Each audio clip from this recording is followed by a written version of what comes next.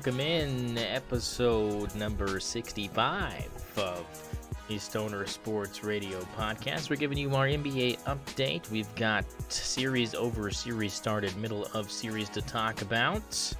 We've got recency bias topics that should intrigue and incite some reactions from you all. Once again, joining me here on a Be Happy Saturday is my friend and co-host Zach Huffman. Zach, how are we doing on this Be Happy Saturday? We're terrible, mostly because the Thunder are out of the playoffs. I have to watch two fan bases that I hate play each other in the Western Conference Finals. And worst of all, Luka's playing amazing. Yes, let's get into that. That's kind of where we're going to start. Thunder lose to the Mavs in 6. Off-season starting for the Thunder a little early. Maybe not the weakest 1 seed we've ever seen, a la Shannon Sharp. What was kind of your thoughts on Game 6? I mean, I know it didn't really end the way that we preferably would have liked from a fan perspective here, and definitely some interesting developments there towards the end. Shai Gilgeous-Alexander fouling on the last possession of the game, kind of a bad way to go out. Just kind of give us your thoughts on kind of how the series went and how we got to this point, and then just kind of how this will affect this team moving forward. I think it was a good experience. Getting, I would say, pretty deep into the second round, losing 6 to a team that's probably about to go to the finals. So I'm not angry about the fact that if we had to lose, it was to who seems to be the best team in the Western Conference right now in the Mavericks. I thought that the foul at the end on PJ Washington was he got to have better judgment than that. You just got to let that shot go. If it goes in, it goes in, but you're better off with him shooting it and possibly missing it than you are with sending him to the free throw line. Especially when we don't have any timeouts. It was ugly. It was ugly. We had a 17-point lead, I think at halftime or maybe right after halftime, and it just got chiseled away. And we both know that if we win that game and it goes to 7, OKC's in the Western Conference Finals right now. It's terrible. It's a terrible time. Well, you bring up the timeout, and the reason you didn't have any timeouts was you challenged the foul call, and unsuccessfully. The only reason why is because the ball never left PJ Washington's hand. If that ball even leaves PJ Washington's hand by a centimeter, we're talking about a successful block here and a possible jump ball situation with 2.5 seconds to go, which, the way that game had gone, I don't know if that really guarantees a victory either. But at least you would have had a stop per se. But fortunately for Mavericks fans, he held onto the ball. The hand was not making contact with the ball long enough to cause a jump ball at the time, and you end up sending a guy to the free throw line.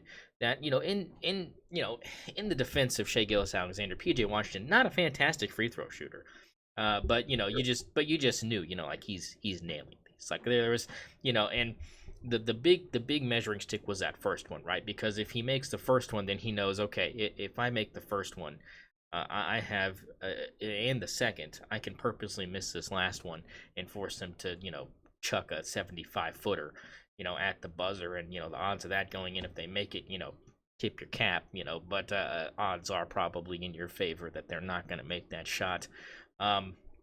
So, I mean, just, clutch free throws from him. And, like you said, good experience for this team. I think this is, very much mirroring previous seasons with young teams that Oklahoma City has had, where we lose to Dallas in the Western Conference Finals, then you go to the finals year after. Maybe we're getting a little bit of that going on, but this side of the conference is only going to get tougher. Yeah, and I think we watched a rivalry kind of develop there with the Thunder and the Mavericks. And the Timberwolves, they look like they're falling apart. They're kind of getting that same look that OKC was starting to give me of too young, not used to playing this many games, getting deeper into the playoffs and getting tired. I think that it's pretty obvious the Timberwolves are looking pretty tired right now. Anthony Edwards isn't moving at the same speed that he's supposed to be. He's also trying, he's He's trying really hard on defense, which I'll give him that, but it's causing him to not be able to score as easily or as quickly on the offensive end. You see him guarding players like Kyrie, and it's not really working for them. Luca and Kyrie are both playing at an amazing level right now. Um, Timberwolves just don't look like they're ready. Well, yeah, and you say Timberwolves because they ended up beating Denver in 7. Um, Yes. I mean, this series got off to a shocking start when Minnesota stole both games in Denver to start the series out. Then Denver responds by stealing both games in Minnesota, and then we went back and forth. And on the road, you go and you are not at home because they were the 2 seed. They handle business. Or was it? It was on the road because Denver was the 2 seed. They go into Denver and win that game, Zach, and I think that I mean, what does this mean about the Nuggets? Was their bench just not fortified enough? I know you lose Bruce Brown. I didn't think losing Bruce Brown was going to hurt them as bad as it did, but it seemed like really the second unit depth was what kind of gave Minnesota the advantage in that series. I partially agree with that, but I also think another reason why the Nuggets kind of weren't able to get their offense going as good as they usually do is one, the Minnesota defense is really good. You have the two bigs, the two 7-footers that Jokic obviously has trouble with, but also the Timberwolves are just so much faster than the Nuggets, and I think that we've kind of seen the weakness of the Nuggets this entire playoffs, and a lot of this season as well, is that they're a lot slower than a lot of teams that they're playing, especially in the West. And one thing that Bruce Brown did is that he was such a good passer, and he kind of let the ball kind of move quickly for the Nuggets so that the Nuggets players didn't physically have to move faster. And they don't have a playmaker like that on the team. Jamal Murray is just not the same level of playmaker that Bruce Brown was. Um, so I think that that's kind of coming back to bite them in the playoffs now because they're so slow that teams can just kind of swarm them on defense, like we definitely saw them do. They were collapsing into the paint. They were not letting Jokic get the ball as much as he normally did, and it kind of caused the Nuggets to just get outpaced. You know, Anthony Edwards was able to feast on the Nuggets for the simple fact that they just were not fast enough to guard him. They don't have any wings that are fast enough to guard them. And then you have the two 7-footers down low. It was just a matchup problem for the Nuggets, I think. Yeah, I mean, and you got to think about the defensive ability that Bruce Brown also puts on the table for you as well. He was kind of one of their better defenders that they had, but I mean that leads us into what we have now for the Western Conference Finals, which is the Timberwolves and the Mavericks, which a lot of people did not see coming when the playoffs began. But out east, it was not really a surprise that Boston got past the Cavaliers. I don't think anybody was really shocked about that. But boy, did the injury bug ever catch up to the Knicks as they lose to the Pacers in 7 as well at home in Madison Square Garden. The Indiana Pacers get it done. And we kind Bang, of both think bang. that we know kind of what happened here. It was just purely injuries, right? Yeah, I think that yes, it was purely injuries, but the Knicks should have taken care of this in 5 games. They should have taken care of it in 5 games, and they didn't, just because they're the Knicks, and I don't know what their problem is with winning. I don't know what their problem is with trying to move on past the second round, but they just can't seem to do it. No matter who they get on their roster, I am thoroughly disappointed that the Knicks were not able to beat the Pacers in 5 games, and then you have to see injuries to players like Jalen Brunson later in the series that were just not necessary. They were the better team by far. By far, they were the better team. Now, I want to give the Pacers credit. I've been underrating them the entire season, I think.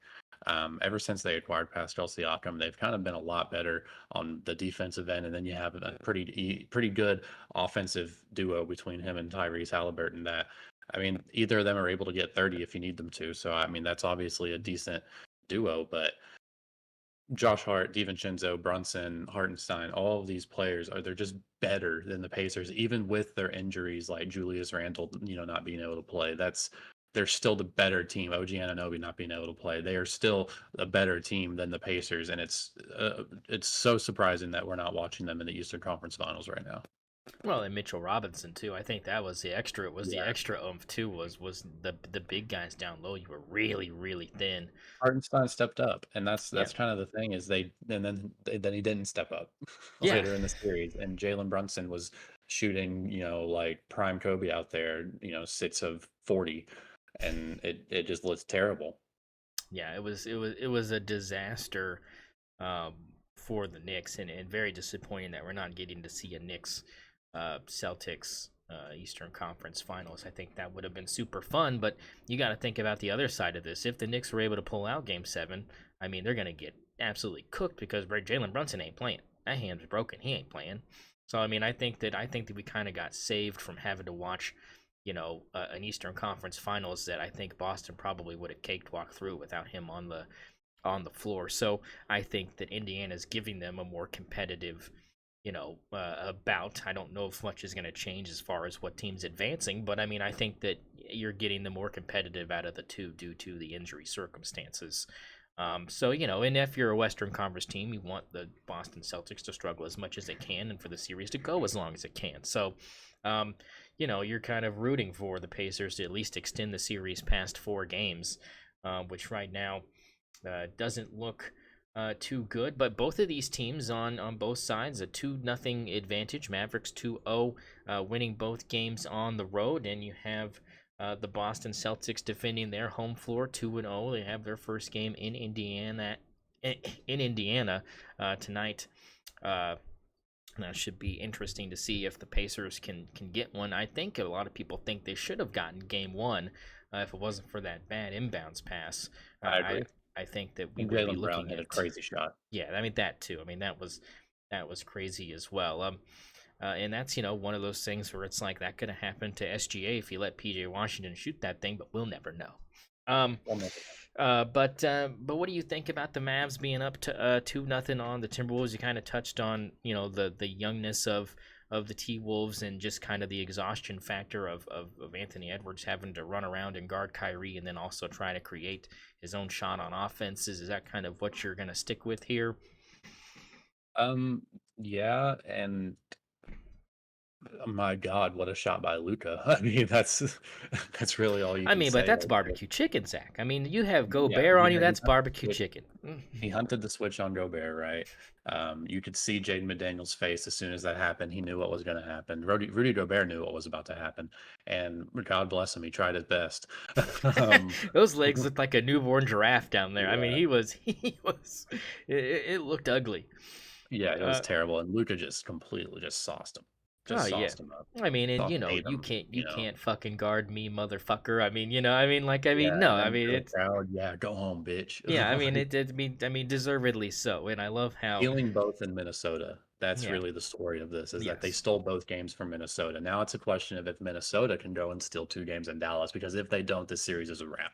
Oh yeah, no, This series is a wrap. absolutely. And a lot of people are championing the fact that Minnesota has played better on the road, in not only in the playoffs but during the regular season. And we know that it is possible to steal a game down in American Airlines Arena. We know firsthand that you can do that. So this series is far from over, but Game 3 is probably a 100% must win. For Minnesota, because I think if you go down 3-0, even if you do win Game 4, I mean, you are in a world of hurt, and I think that Minnesota could extend that to 6 games still in that scenario where they're down 3-1, but that's as far as I think they would be able to go if they don't go down to American Airlines and at least win Game 3. I mean, you have to get at least one down here to give yourself a chance, and even then, you're You gotta fighting get a both. uphill battle for sure. You have to get both. That's kind of I, how I feel about it. I mean, I kind of, I mean, I get what you're saying. Like, obviously, ideally, you would like to get both, but I'm saying even if you split this, the way that Minnesota has played in the playoffs, I still think that gives them a chance to force a game 7. You know what I'm saying? I still think they could do that, but I just don't see them being able to win the series. You know what I'm saying? I mean, we saw Golden State do it against Oklahoma City, back in, whatever. I mean, we experienced that. We experienced the dominance of one team feeling like, there's no way they're going to lose this, and then, oh my God, what's happening? But this is not, the Golden State Warriors. I This will is say, Kyrie's done it before. yeah, I mean, but I mean, now you're talking about it being done against him, and I think he's not going to allow that. I mean, he's going to force, a 50-point game before he gets, a 3-1 series lead, lost, in his career. So I mean, I don't think that Minnesota's going to advance here. I think the Mavericks are probably a finals lock. And let's talk about this Boston Pacers series. I mean, We have to. I mean, That's it's that's definitely my mentality. I mean, I barely even want to watch the games, to be brutally honest. If I wasn't betting on them, I wouldn't watch them. I think that's kind of the way I am about this series, and I mean, and it's one of the hardest series to bet on because you just never know, which Pacers team you're gonna get, or which Boston Celtics team you're gonna get. The inconsistencies, with both of these teams is very, very fluctuational. So I mean, I think you're looking at a series that today's the biggest game of the series for sure. Pacers probably have to get this one. Anything you want to add here? No, I mean, I think Boston's going to make it 3-0 tonight. And then they're probably going to sweep them or at least do it in 5. I don't, the Pacers were not built for the Celtics. They had a good run. It's like, it's reminded me of, the Hawks in 2021, I think. They made it to the Eastern Conference Finals, and it's just not, they're not competitive when they get there. And that's what I think we're going to see. Yeah, I think we're headed towards a Mavericks Celtics finals, which I think would be entertaining, to say the least. And I hate to say that I would be rooting for the Mavericks. I think, I want the Timberwolves to win because they're so much more fun. And let's be honest, like that's America's team right now. I just don't, I don't see them pulling out against Dallas, and we can't let Boston win. We just can't. Yeah, I think on all fronts, I agree with you. I mean, as far as I'm concerned, it looks like my Western Conference Finals pick is once again a lock. 2-0. It looks like in the last two years we've been doing this. So I will give it up to myself a little bit. I'll toot my own I horn. want to say that I did say Mavericks in 6 for this series, and I think that's what's going to happen. So there you go. I mean, there's that as well. So we can add that onto it. So that kind of wraps up our NBA breakdown here. Really quick, short, to the point. Recency bias topics here. NBA recency bias topics. These are some of the conversations that have been happening in the mainstream media that we are going to translate over to our opinions, and we'll break it down for you. First topic here. Ant-Man no longer MJ. We're going to stop that comparison. We know that was kind of something that we were kind of building here. Is that gone, Zach, or are we just kind of, again, overreacting a little bit too much, one way and then the other? In 2 games. Come on, it's been 2 games. Let's see what he can do game 3. Then we'll have that conversation. He's 22. He's 22 years old. Out of Georgia. He didn't go to Duke. He didn't go to North Carolina. He went to Georgia. And he's doing insane things right now. Athletically, in terms of like his influence, yeah, he's the closest thing to MJ we've seen since probably Allen Iverson. I mean, and here's the other thing. You see the Gatorade commercials. You see the Sprite commercials. You see the Adidas commercials. You see it. You know what's going on. I mean, you don't see other superstars in commercials that often. I mean, you got what a pro wants. What a pro needs. No, I mean, I think that the comparison, is still kind of floating around. I think people saying that it's over now are kind of wilding out a little bit. I did find it interesting though that people were kind of, trying to use the narrative that he's exhausted as a 22-year-old and too tired to perform at his highest level when the Timberwolves need him most in that fourth quarter because he's been chasing Kyrie around all game. They're saying that that's not a valid excuse to give somebody that's 22 years old. Like, you're not allowed to be tired at 22. Like, you need to be better. Like, Michael Jordan wasn't tired at 22. Like, wake up. I mean, are those fair statements, or are we again looking at a situation where where Anthony Edwards is playing more minutes than he's ever played, and he's chasing around one of the best players on the planet. Well, first I would say Michael Jordan wasn't in the playoffs at 22 either. So let's calm down on that. Remember that Michael Jordan has played, I just want to point this out real quick. He's played 15 seasons in the NBA. He had 5 seasons under 500, and all of those were without Scottie Pippen. Let's just like let's pause. Ant is 22. Um And yeah, he's gassed. It's obvious he's gassed. He's tired, and that's fine. He's 22 and he's tired. He hasn't played this much basketball ever in his life. But you also see it in other players that are on the Timberwolves. You see it in Rudy Gobert. You see it in Cat. They are older, and they're not old, but they are older players who have never played this many games either. They've never been this deep into the playoffs. So it's pretty obvious. And like Mike Conley hasn't done this since like 2014 or whatever. So like you can tell that they're tired, and that's fine. It's I think it's part of the reason that OKC didn't play as well as they could have in the last series. They started looking tired because they're not used to playing more than 82 games. Um, I don't understand people saying that he's 22, he's young. Like we wouldn't have been able to play that many basketball games at 22.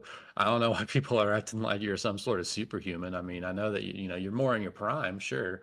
You probably shouldn't be as tired as like Cat or Rudy Gobert, but you can be tired. That's fair.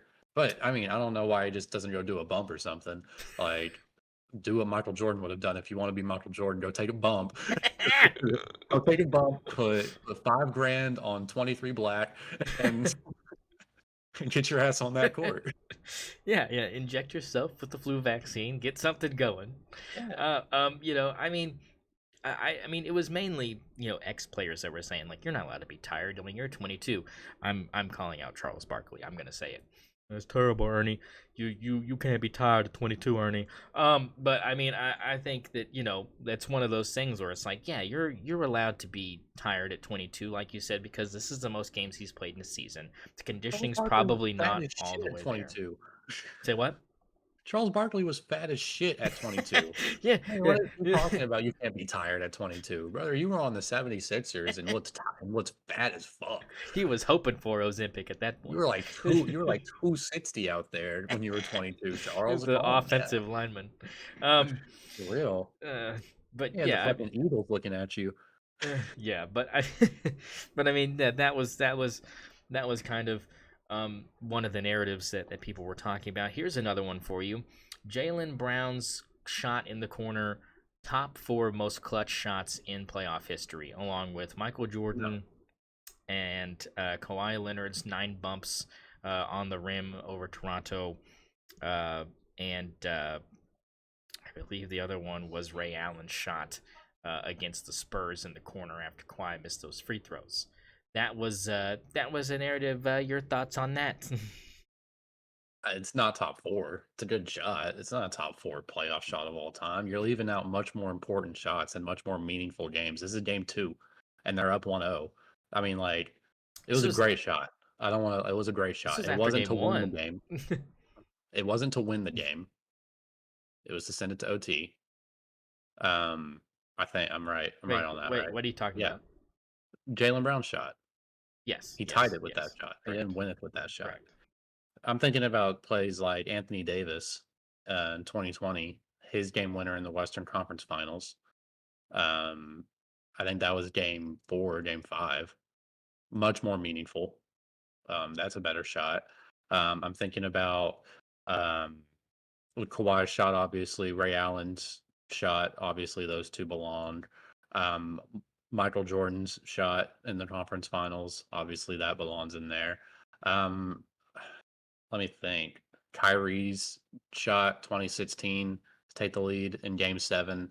That's probably more meaningful. Um, I mean, I'm trying to think of a few more that have happened in like the conference finals or the finals, you know. His is up there. Top 10 probably, but top 4? You No. think top 10? Because I would have had the Damian Lillard over Paul George shot.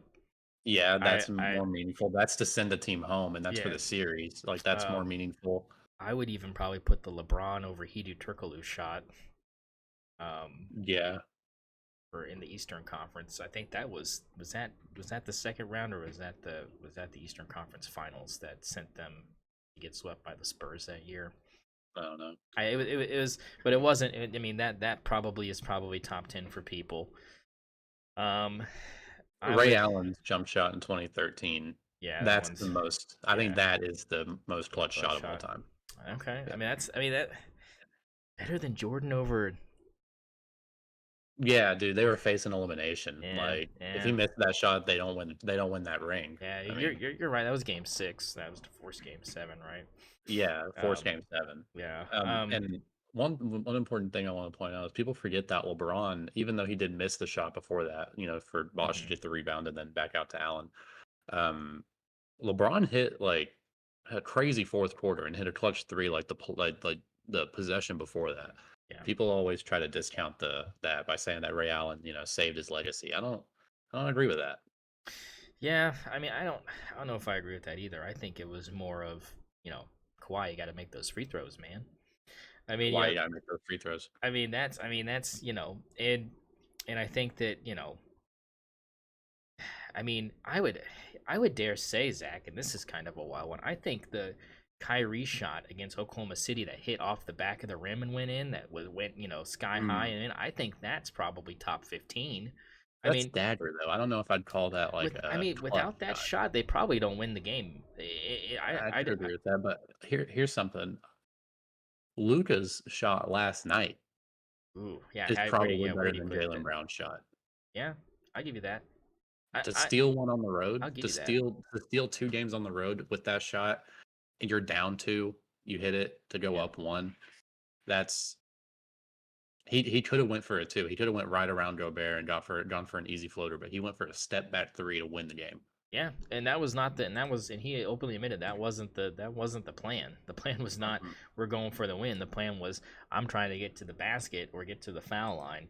And once he saw that switch, he was like, "Oh, this is barbecue chicken. I'm about to roast this baby giraffe that's trying to guard me."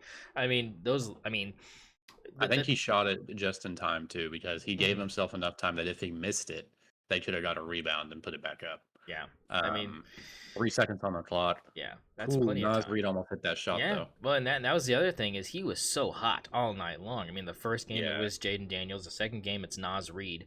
I mean, they've had these guys step up. I mean, both of those guys hit 7+ threes, and the Minnesota Timberwolves lose these games, Zach. Mhm. And that's the other thing. I mean, that's kind of an earlier kind of That's Anthony discussion, but Edwards. I mean, still, It's Anthony Edwards being gassed. He's supposed to be giving you 30. yeah, can't even do it. He's giving you 19. Well, kind of reaching into this. Here's the last topic here.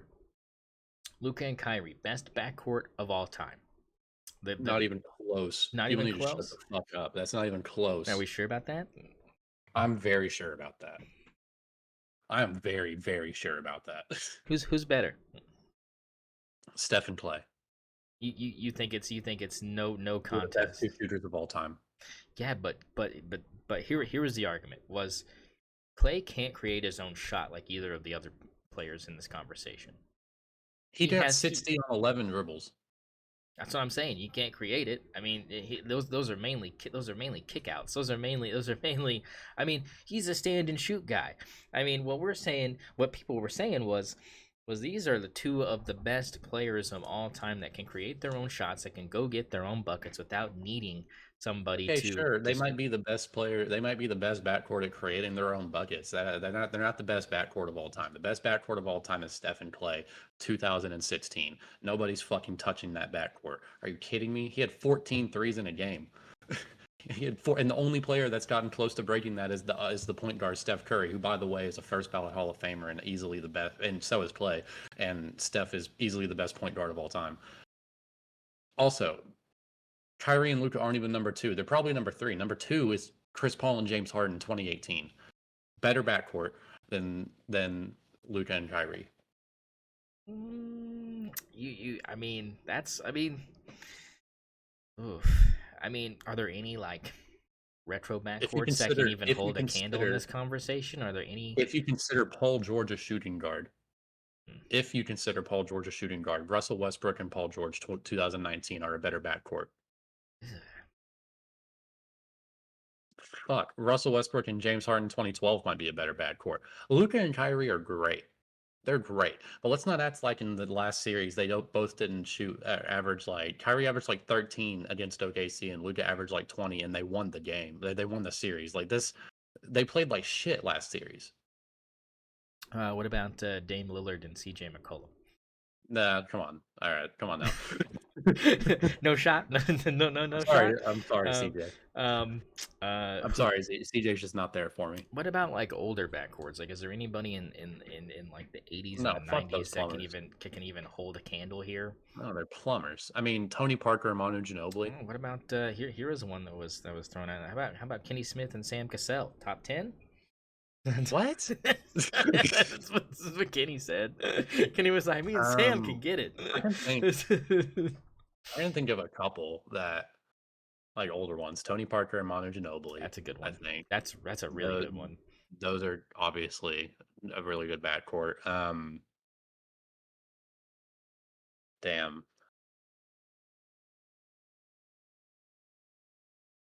Other than that, no, probably not. I can't think of anyone older that I would consider better. What about? Was Tracy McGrady running? I mean, Magic Johnson, Byron Scott, Showtime Lakers, baby. Byron Scott was a fucking plumber. I mean, Michael Jordan and Ron Harper. I mean, that's another. That's another one. I mean, Steve Kerr and Michael Jordan. That's a pretty good one. Oh, Bob Cousy and Sam Jones. Go back to one. And go back to like the 1950s. Isaiah Thomas and Joe Dumars. Yeah, no, that's good. That's a good Kobe one. and Derek Fisher. That's a pretty good one. I like that one too, but I would probably take. Oh no, he was there too. I mean, everybody's top is the one you're saying. I mean, there's no one saying. I don't think Luka and Kyrie. I think Luka and Kyrie are probably in that top 4 range. I mean, according to this list that I'm pulling up from SportingNews.com, I don't think Luka and Kyrie are even in the top 10 because I think this article was written like in 2021. So I mean, like it was before this even happened. You know what? Kyle Lowry, DeMar DeRozan. I like that back. Toronto, yeah, that's not bad. LeBronto. But they do have some of the ones you were talking about. They have the Chris Paul, James Harden at 10. They got Kobe and Derek Fisher at number 9. Wow. Let me see if I can find like a more recent one here. There a Westbrook one? Let's see in the past year. Here we go. This one specifically leaves out Steph and Clay, so this will be a good one. Yeah, this one specifically says all the ones that don't include that one because they're so ahead of everybody. So I think that's so they were just like the ones that aren't, because it's like active players are ineligible for this list. So these are players that aren't in the league anymore, and most of them are guys we've already said. So I'm not even gonna. I mean, Maurice Cheeks and Andrew Toney from the Philadelphia 76ers. Let's go, baby. The 80s are alive and well. But again, like I said, they were using no active players, so that's not what we want. We want stuff that's with active players here. Now, let's not act like LeBron wasn't running point guard in 2016 either. Yeah, that's also true. You could definitely throw that out there. Here we go. Backcourt rankings from this year specifically. Who do you think is number 1? This year specifically, and yeah, this is this year specifically, 23-24, and the players go up to 4 possible players. So it goes. Who do I think's number 1? Yeah, it's probably Luka and Kyrie. Is it Drew Holiday and Damian Lillard? You'll never guess this. By that, it'd be like your 5th guess, probably.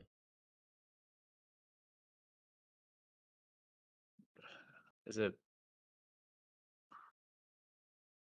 it Derek White and Jaylen Brown? They come in at number 5.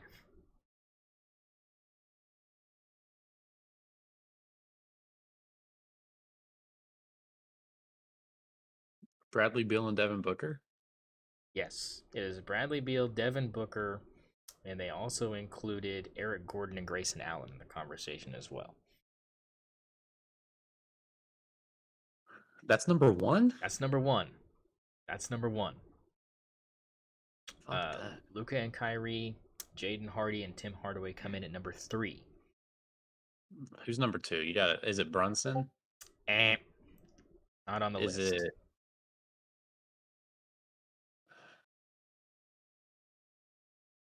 Trae Young? Also not on the list.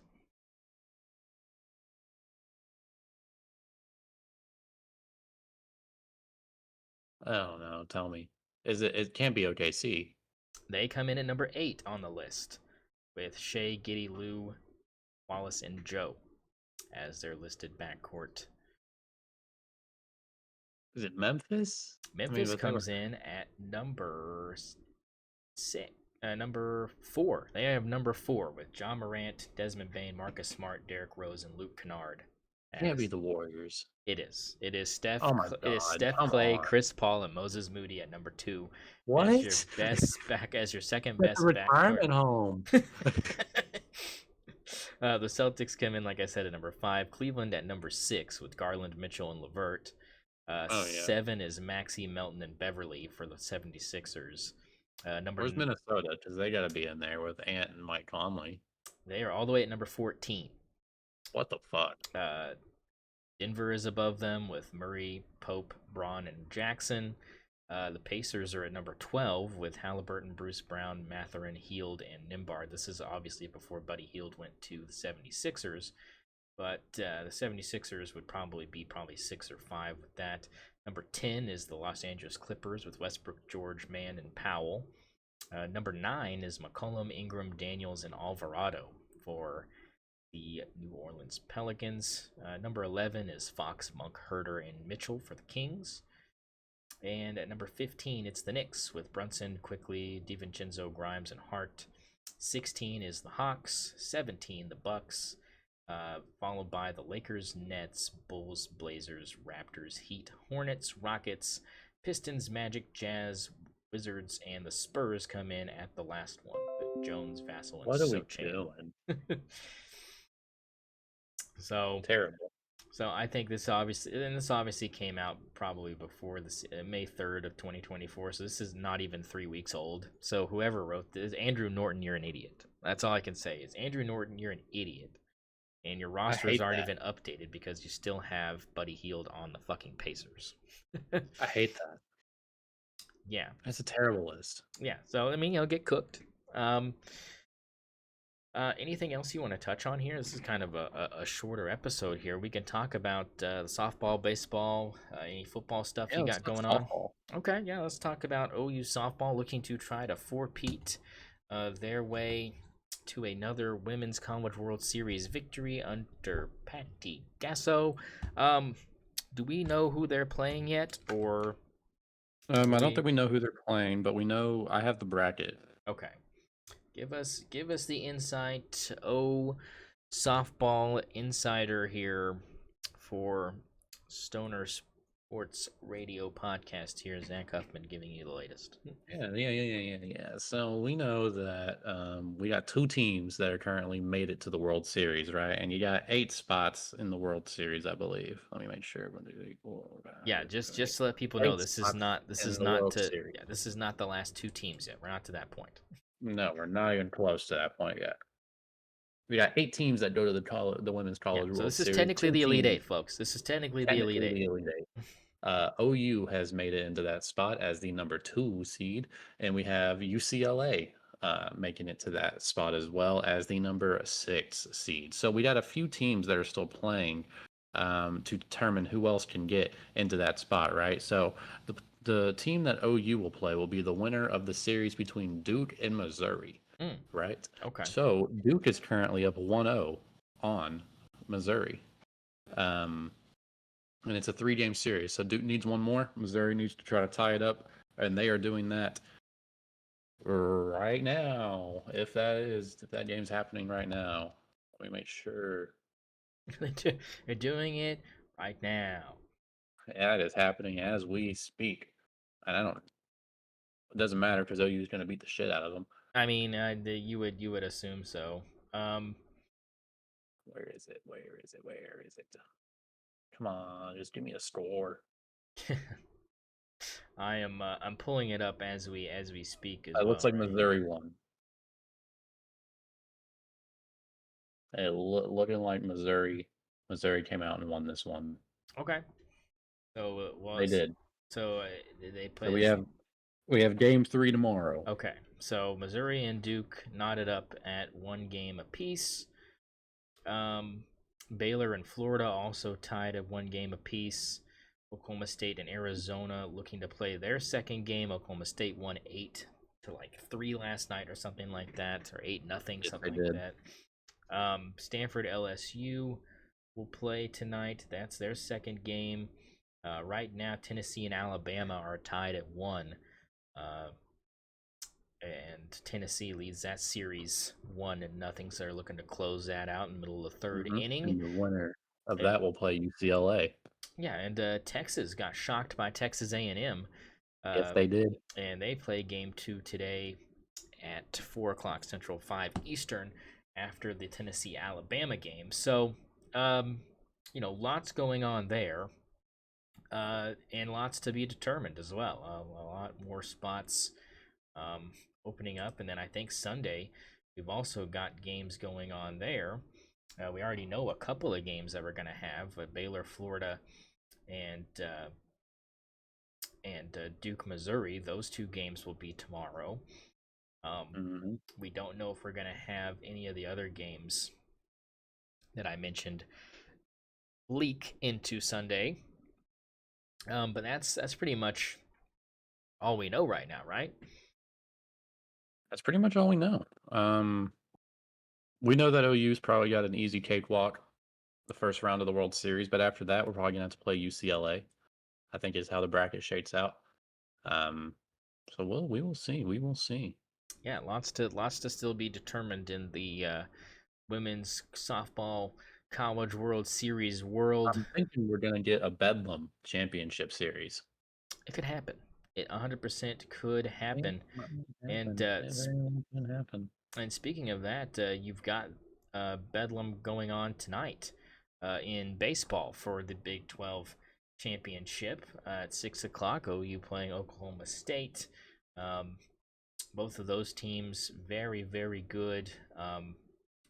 Lots to still be determined for baseball. They run longer than softball, so they are not even to the opening stages of the tournament yet. They're in conference tournaments right now, so they are far behind where the women are. Anything you want to bring up as far as that's concerned? Because I know only a little bit about the baseball right now. That's mainly local. I'm looking at some of these games right now. The only other championship games we have are USC Arizona,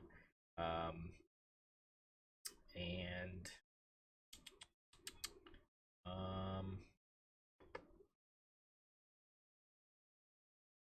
yeah, we just got a lot of semifinals still going. Oh, Niagara and Fairfield also. That should already be done. They said that game is supposed to start at 11. They might have had some sort of rain delay, or I could be looking at Sunday, but it says Saturday, so I don't know why none of these games have started yet that I'm looking at. But maybe ESPN doesn't update their college baseball scoreboard as much as they should. Yeah, I don't know nothing about baseball. Yeah, so we'll cross that bridge when we get there. When the tournament starts, we'll kind of keep an eye on things and kind of at least watch where some of the local teams are going, and if there's some upsets that could be a brewing, we'll give you our picks for that. Anything else you want to touch on? I just know that we're going for a 4-peat in softball. Yeah, That's all I know. I mean, I think OU is very much primed for that. My Ducks are kind of out of the conversation now as OU beat them twice. And hey, I mean, my girls played all right. When you go against the best, They did. you got to bring your best foot forward. And neither of those games were blowouts. The first one was a little bit more of a blowout, but the second one was a squeaker. So I give my ladies, props. Anytime you can keep it close or beat Oklahoma, you have to kind of be happy about that. And we kept it close, so I can't really complain about that. As For far the as I'm, Alabama college softball. yeah, exactly. Better, to be honest. Better. Better. Much better. The big conversation is whether or not they're better than the UConn women's basketball dynasty, and they're getting there. We can get 4. I mean, because they Uh, got 4, we can get yeah, 4. yeah. I mean, I think they're getting there. And as far as OU is concerned, it looks like they're going to reload again next season as well. So chance at a 5-peat if they can get the job done this year. Of course, this season they haven't gone through the season unscathed like they did previously. So they are beatable. The pitching has not been as good as it has been in the past, but it's good enough. And I think that the batting is kind of the difference. Is I feel like their offense is kind of picked up where the pitching is kind of left off. And with all the recruits they've got coming in and transfers and stuff that Patty Gasso's got at her fingertips, if you want to play really good high level softball, you want to play in Norman, and that's something that a lot of young ladies that are in high school and stuff, that's where they want to go. And it's interesting to think about because I can think of a lot of other schools traditionally that these ladies would go to in the past, your UCLA's, your Arizonas, your Florida States. I mean, those were kind of your powerhouses before this train got rolling. And now all these girls want to play for Patty. So I think it's kind of interesting to see that happen and what people might not consider a hotbed for a college athlete to want to go. I mean, Norman's not exactly the most scenic view you're gonna get. It's not exactly, I mean, I'm What do you sorry. mean? I'm sorry. What do you I mean, mean? I just, it's a beautiful campus, but it just doesn't compare to some of these other ones. But if you want to be the best, that's where you got to go is Podunk, Norman, Oklahoma. So, What do you mean? There's the garage, the burger place. Yeah, you can't even compete with Stillwater as a more college feel town because they even have more of a college feel than you guys do. You go down there and it's like I'm 15 minutes away from anything. You go. Uh, but yeah, Man, there's so many good attractions, in just the Norman area. Um, there's lakes. There's yeah, Brownwater Lakes, um folks. Frontier City. Frontier City, I'm dead. Yeah, no, but the thing is it's interesting how that works out, though, right? Because it's just not. It's just all about success, right? I mean, you think the things that same thing with the gymnastics team up there. Same thing with the way baseball's kind of been the last couple years. They've been improving. Obviously, football's been there forever, but that's kind of a it's more of a kind of a different situation because of the fact that there's not really a lot of eyes on professional women's softball, so you don't get kind of that oh, if they do really well here, that really sets them up for the future as they go into women's professional softball. Newsflash, folks, those ladies do not get paid a lot. You're definitely having a second job.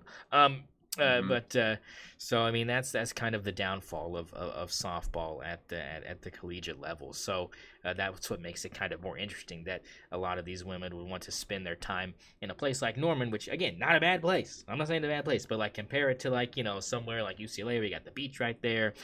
Somewhere like Florida where you got that weather up there. I mean even Utah. I mean beautiful mountains, skiing, adventure. I mean Arizona, same thing. You got Taos down there. I don't know. I mean you got things to do in other places, even Kentucky. I mean, Kentucky, beautiful place. It's just it's Lexington's beautiful. yeah. So they're shockingly, to be honest. But it's interesting because you don't have that same kind of benefit of like if I go to OU, then this is really going to help me. Further my career as whatever sport I'm playing. I mean, at least with like gymnastics, you have like Olympic tryouts or something you can actually look forward to that can somewhat. It's because people like to win. Yeah, people All like right, to it's win. because Yeah, people people like like to. to win, and that's what happens in Norman. Yeah, We got more championships than anyone, at least real ones, real real ones. championships. Yeah, real ones. Yeah. Fucking 11 championships, USC my ass. They Yeah, have 5. when there were They have 5 college 5. teams. They have 5, and that's generous. That's giving them the one that they got taken away. True. Anything else we want to harp on? I think we kind of covered most of it. I mean, like I said, you got Boston tonight, Game 3. That's who you're riding with. You think it's 3-0 Boston? Yeah, Boston by 15 plus. How many points Jason Tatum score? Over 30 or no? Probably like 21. Okay, yeah. See, that's that. Yeah, I'm kind of feeling that too. I'm feeling the fade, folks. I think Yeah, his line dude, is probably like not. I'm 28. guessing like low scoring game out of Jason Tatum. Derek White masterpiece, 44. Derek White makes 13 threes. He could do it. That's the thing is like he could do it. My man is silky The smooth. question is, do I throw something on Prize Picks? Ooh. Are we riding Are we with riding? right? I mean I've got a slip that I'm just embarrassed to even admit I've got. Um, Oh, tell me the slip. Tell me the slip. so I've been. I don't even think this has a. He's so embarrassed to say it. Even know if they had a Brother, do website. you need to call the hotline? I need to call the hotline. It's so bad. I need to call the help center. The help center. Um, go ahead and. Pascal Siakam, 23 and a half. I mean, that's he's been iffy too.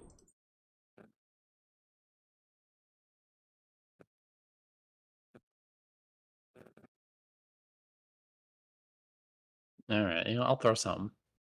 I'll Okay. throw something together. I'm thinking Pascal Siakam over 23.5. Over. Ooh, Jason Tatum, 2.5 threes made. What are we thinking? I mean, he hasn't been hitting them recently. Um, he's been hitting about two a game, one or two a game in this series. Even kind of reaching back into last series. Um, I mean, he takes a lot of them though. Like that's the thing is he takes like 6 to 7 threes a game, but he only makes like two. Like I don't know, but like the opportunity to make three is there. You know what I'm saying? Like and why not today? Why not today? Um, that would kind of I'm be gonna my bet the over. that would be my mentality. Let me tell you how degenerate I am. Give me a second.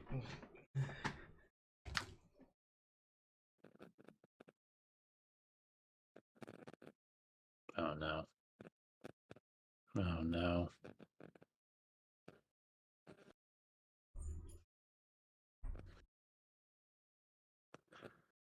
Miles Turner, 16.5? No. No. Can't be. Yep. All right. Here's what the hell. Here is my degeneracy here. Tell you what I've got here for tonight's for all of you that are concerned for my hotline experience here. I'm using Dabble as my new um, favorite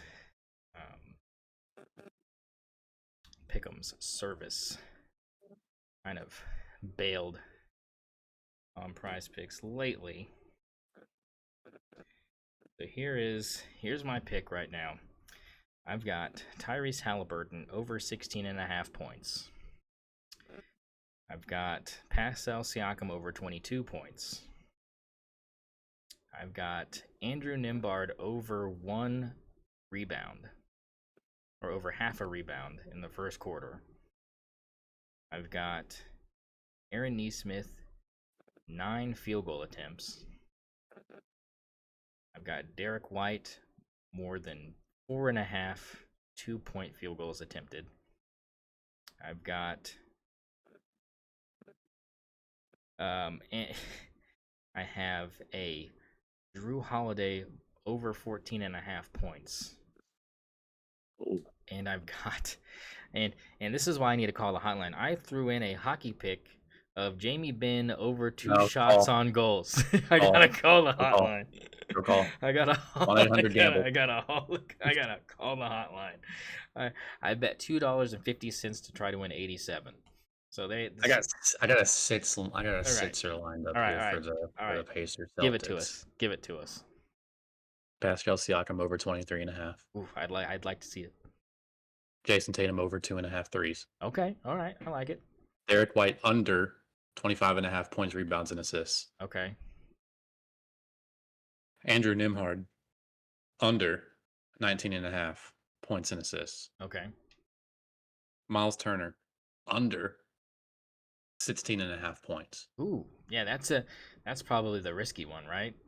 Jaylen Brown under 25.5 points. Okay, I like that though. He's not gonna do that. That's because he had 40 something in the last game. It's been submitted. All right, I like it. I like it. $10 for 250.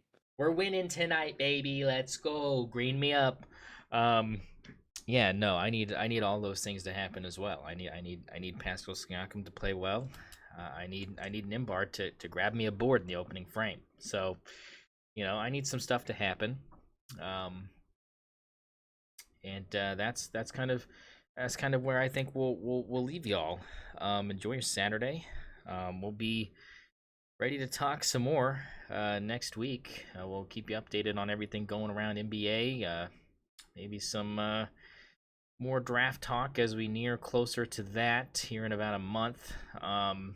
We'll keep you updated with the softball for sure, because that's going to be ramping up by the time we see you next week. Anything you want to add? Nope. All right, that's it. For me and Zach, you've been listening to Stoner Sports Radio Podcast. Keep a stick on the ice. We'll see you next week.